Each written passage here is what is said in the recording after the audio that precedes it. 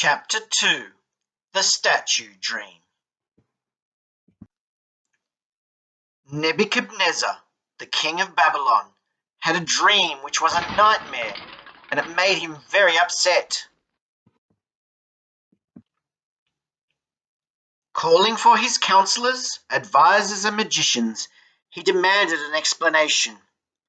"I have had a dream that I do not understand, and I want you to explain it." "Your Majesty, we hope you live forever. Tell us your dream and we will explain what it means." "No, if you don't tell me both the dream and its meaning, you'll be chopped to pieces and your houses will be torn down. If you do tell me both the dream and its meaning, you will be greatly rewarded." "But your Majesty, if you will only tell us your dream, we will interpret it for you." "You're stalling. You've decided to make up a bunch of lies, hoping I might change my mind. Tell me the dream, and that will prove that you can interpret it." "But your Majesty, you are demanding the impossible. No king has ever ordered his advisors to do such a thing. It can't be done except by the gods, and they don't live here on earth." Nebuchadnezzar was very angry. "Get these men out of my sight." The king ordered his servants to prepare an order. Every advisor in the country was to be put to death. Antioch, the king's official, was given the scroll with orders to carry out the king's order.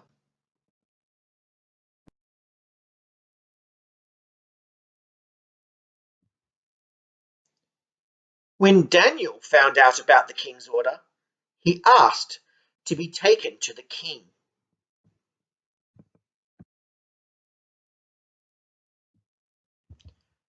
"Your Majesty, the man called Daniel asks to speak with you." "Let him come." "Your Majesty, if you will give me some time, I will explain your dream." Daniel met with his friends.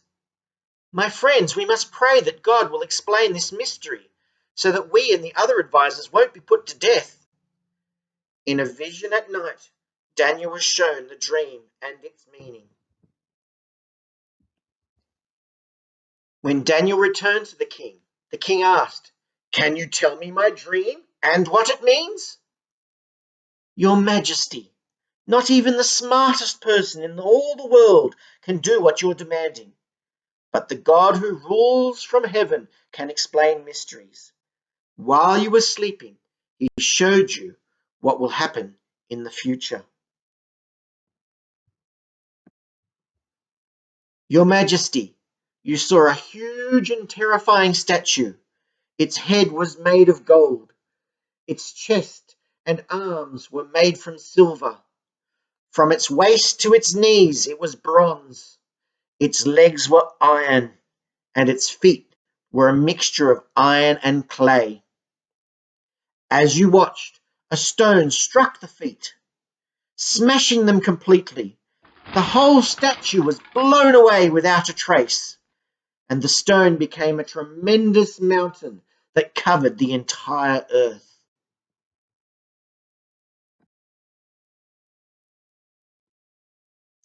"Your Majesty, that is the dream you had. I will now tell you what it means. Your Majesty, you are the greatest of kings. You are the head of gold. After you have gone, another kingdom will rule. It won't be as strong. This will be followed by a kingdom of bronze that will rule the whole world. The next kingdom will be a kingdom of iron, crushing and shattering everything. This kingdom will be divided. It will be both strong and brittle, just as you saw that the feet and the toes were a mixture of iron and clay. It will crumble just as iron and clay don't stick together. God will set up an eternal kingdom that will never fail. It will be like the stone that crushed the iron, bronze, clay, silver, and gold. God has shown the future to the king." The king fell down before Daniel and said,